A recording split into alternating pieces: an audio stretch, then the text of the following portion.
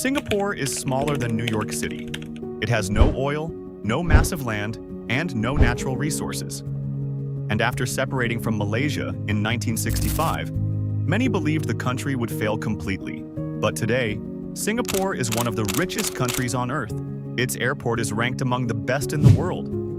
Its passport is one of the strongest. Its streets are unbelievably clean. And its economy became stronger than countries hundreds of times larger. So how did a tiny island with almost nothing become so insanely rich?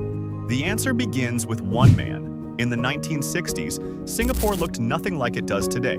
The country faced poverty, unemployment, crime, ethnic tension, and severe housing shortages. Many people lived in slums. Clean water was a serious issue. And because Singapore had almost no natural resources, its future looked uncertain. Then, in 1965, Singapore separated from Malaysia. For many countries, independence is celebrated. But for Singapore, it was terrifying. The country had no army, very little land, and almost no way to survive on its own. Its leader at the time, Lee Kuan Yew, even cried during the announcement because nobody knew whether Singapore could survive. But instead of giving up, Singapore did something different. It focused on becoming useful to the world. Singapore sits in one of the most important shipping routes on Earth. Thousands of ships pass through this area every year. So the government transformed Singapore into a global trade hub. Ports became bigger. Infrastructure improved.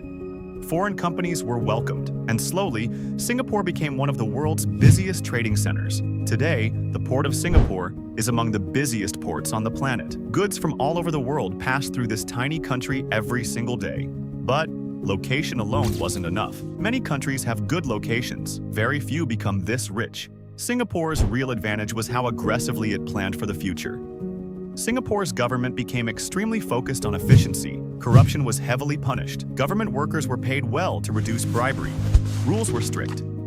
Very strict. Some people criticized Singapore for this, but investors loved it. Businesses knew the streets were safe, the government was stable, laws were enforced, and corruption was low. That made Singapore extremely attractive to global companies. Soon, major corporations started moving operations there. Banks arrived.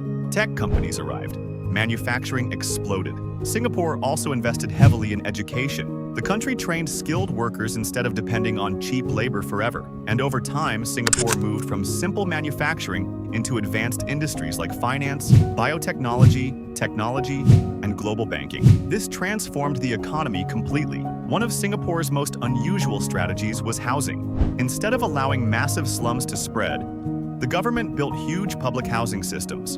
Today, most Singaporeans live in government-supported apartments, but unlike public housing in many countries, these buildings are clean, modern, and safe. This helped reduce homelessness and created stability. Owning a home also gave citizens a stronger connection to the country itself. Singapore essentially engineered social stability, and it worked surprisingly well. Visitors often notice something strange about Singapore. It feels organized, almost unbelievably organized. Trains arrive on time. The streets are clean. Crime is extremely low. Even small rules are enforced seriously. Chewing gum sales were famously restricted for years. And while some people see these rules as too strict, others believe this discipline helped Singapore develop rapidly. The country focused heavily on long-term planning, not short-term politics. And over decades, those decisions compounded into massive success. Singapore's story is one of the most incredible economic transformations in modern history.